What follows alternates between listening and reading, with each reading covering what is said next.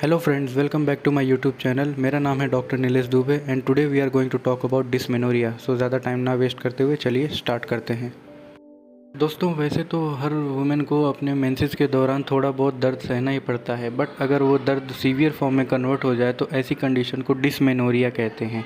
ऐसे में अगर आप डिस्मेनोरिया को सिंगल लाइन में डिफ़ाइन करना चाहें तो heavy menstrual cramp during menses के नाम से आप इसे डिफ़ाइन कर सकते हैं।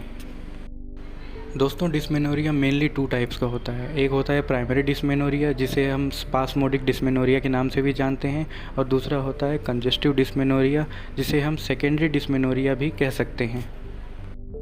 दोस्तों, सबसे पहले मैं बात करना चाहूँगा प्राइमरी डिस्मेनोरिया के बारे में। फ्रेंड्स, अगर प्राइमरी डिस्मेनोरिया के बारे में आपको मैं एक लाइन में बताऊँ तो जो यूट्राइन मसल्स के अंदर जो कॉन्ट्रैक्शन होता है, ये उसी की वजह से पेन होता है। और फ्रेंड्स, यूट्राइन मसल में कॉन्ट्रैक्शन इसलिए होता है क्योंकि जो यूट्रस के अंदर जो भी प्रोडक्ट्स हैं उसका जो शेड आउट है, मतलब उसको बाहर थ्रो करने के लिए यूट्रस बल लगाता है, अलग से ज़ोर लगाता है, उसी को यूट्राइन कॉन्ट्रैक्शन कहते हैं। तो जब भी ये यूट्राइन कॉन्ट्रैक्शन होता है तब पेन होता है। इसी को कहते हैं प्राइमरी डिस्मेनोरिया या स्पास्मोडिक डिस्मेनोरिया, मतलब मसल के कॉन्ट्रैक्शन की वजह से होने वाले पेन को स्पास्मोडिक डिस्मेनोरिया भी कहते हैं। दोस्तों, प्राइमरी डिस्मेनोरिया है वो ज़्यादातर टीनेजर गर्ल्स में देखने को मिलता है, जिनको अभी एक भी बेबी नहीं हुआ हो, जिनकी अभी मैरिज नहीं हुई हो, ऐसी कंडीशंस में ही मोस्टली देखने को मिलता है। इस जो प्राइमरी डिस्मेनोरिया है, इसके अंदर जो यूट्राइन कॉन्ट्रैक्शन होता है, ये वही कॉन्ट्रैक्शन है फ्रेंड्स जो कि प्रेगनेंसी के दौरान, लेबर के दौरान बेबी को बाहर की ओर पुश करने में हेल्प करता है। इसीलिए ये पूरी तरीके से फिजियोलॉजिकल है। इसमें किसी भी अलग से ट्रीटमेंट लेने की ज़रूरत नहीं है। आप तभी ट्रीटमेंट इसमें प्रेफर कर सकते हैं जब आप इस कंडीशन को मैनेज करना चाहते हो। दोस्तों, प्राइमरी डिस्मेनोरिया को मैनेज करने के लिए आप मैगफॉस, फेरमफॉस, पल्सेटिला और कोलोसिन जैसी मेडिसिन का यूज़ कर सकते हैं अकॉर्डिंग टू सिम्टम्स। जैसे आपको सिम्टम्स आपका पेन दे रहा हो और मेडिसिन का जो सिम्टम है वो पेन से अगर मैच कर रहा हो तो बड़े ही आराम से प्राइमरी डिस्मेनोरिया को मैनेज किया जा सकता है बिना किसी साइड इफ़ेक्ट के। दोस्तों, अब बात कर लेते हैं सेकेंडरी डिस्मेनोरिया के बारे में। फ्रेंड्स, इसे हम लोग कंजेस्टिव डिस्मेनोरिया के नाम से भी जानते हैं, और ये हमेशा किसी न किसी पेल्विक पैथोलॉजी के साथ एसोसिएटेड रहता है। बिना पेल्विक पैथोलॉजी के सेकेंडरी डिस्मेनोरिया किसी भी पेशेंट में प्रेजेंट नहीं होता है।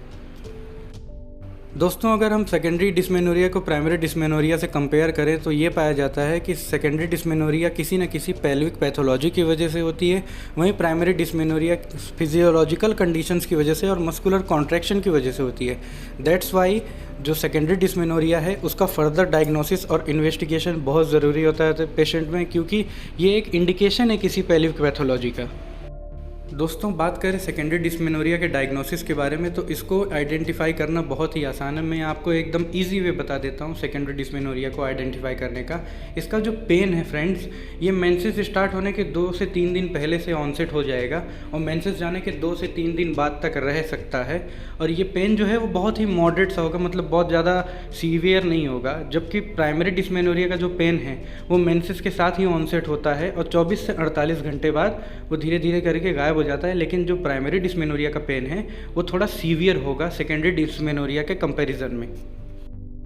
सो फ्रेंड्स, ये थी बात सेकेंडरी डिस्मेनोरिया के बारे में। आइए अब जान लेते हैं वो कौन से इंडिकेशंस होते हैं जो सेकेंडरी डिस्मेनोरिया देता है। तो सबसे पहला है इंडोमेट्रियोसिस। ये भी एक गायनिकोलॉजिकल कंडीशन है जो कि बहुत ही कॉमन है बट बहुत प्रॉब्लमेटिक कंडीशन हो सकती है। और दूसरा है यूट्राइन फाइब्रॉइड, मतलब फाइब्रॉइड आप बहुत कॉमन है इस समय, यूट्रस में गांठ पड़ जाना, उसे यूट्राइन फाइब्रॉइड कहते हैं।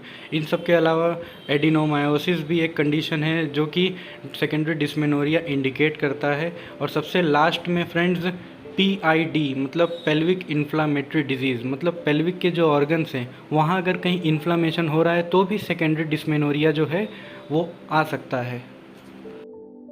सो दोस्तों, सेकेंडरी डिस्मेनोरिया जब इतनी सारी पेल्विक पैथोलॉजीज़ का इंडिकेशन हो सकता है तो मेरा सजेशन यही है कि अगर आपको लगता है कि आपको सेकेंडरी डिस्मेनोरिया की प्रॉब्लम है तो आप सबसे पहला काम यही करिए कि आप अपने गायनेकोलॉजिस्ट के पास जाइए, आप वहाँ पे सोनोग्राफी कराइए और अपनी पेल्विक पैथोलॉजी का जो है वो पता लगाइए। क्योंकि पेल्विक पैथोलॉजी पता लगाने के बाद ही सेकेंडरी डिस्मेनोरिया का ट्रीटमेंट किया जा सकता है। ऐसे ही अगर आप कोई भी मेडिसिन या कोई भी ट्रीटमेंट लेके आगे बढ़ जाएंगे तो ये भी हो सकता है कि आपकी जो पेल्विक पैथोलॉजी है वो और सीवियर फॉर्म में कन्वर्ट हो जाए और आपको प्रॉब्लम ज़्यादा हो, हेल्थ इश्यूज़ ज़्यादा फेस करनी पड़ सकती हैं। इसलिए सेकेंडरी डिस्मेनोरिया का इलाज कभी भी खुद से या बिना रिपोर्ट्स के, बिना डायग्नोसिस के बिल्कुल ना करें। दोस्तों, ऐसा नहीं है कि होम्योपैथी में सेकेंडरी डिस्मेनोरिया का इलाज नहीं है, बट यहाँ भी क्राइटेरिया सेम है कि सबसे पहले आप यूएसजी करा के अपनी पेल्विक पैथोलॉजी का पता लगाएं। एक बार पेल्विक पैथोलॉजी पता लग गई तो उसके बाद फर्दर ट्रीटमेंट करना बहुत ही आसान हो सकता है और डिस्मेनोरिया की बहुत ही अच्छी दवाइयाँ हैं होम्योपैथी में।